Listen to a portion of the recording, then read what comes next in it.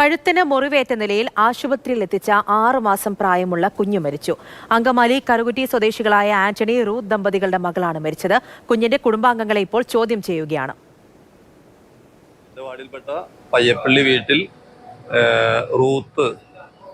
റൂത്തിന്റെ മകള് ഡെല്ല Sara Maria എന്ന് പറയുന്ന 6 മാസം പ്രായമുള്ള കുഞ്ഞിനെയാണ് ഇന്ന് രാവിലെ കഴുത്ത് മുറിഞ്ഞ് മരിച്ച നിലയിൽ കാണപ്പെട്ടത്.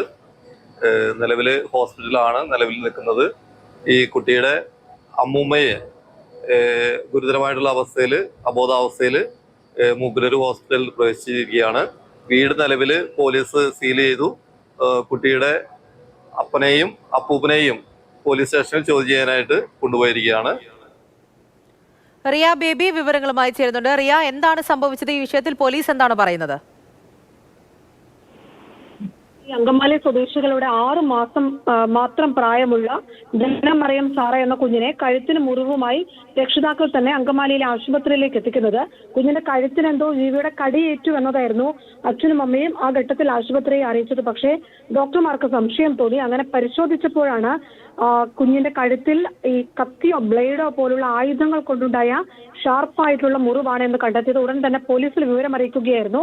കുഞ്ഞിന്റെ ജീവൻ രക്ഷിക്കാൻ കഴിഞ്ഞിട്ടില്ല. ഈ സംഭവത്തിൽ പോലീസ് അസ്വാഭാവിക മരണത്തിന് കേസെടുത്തിട്ടുണ്ട്.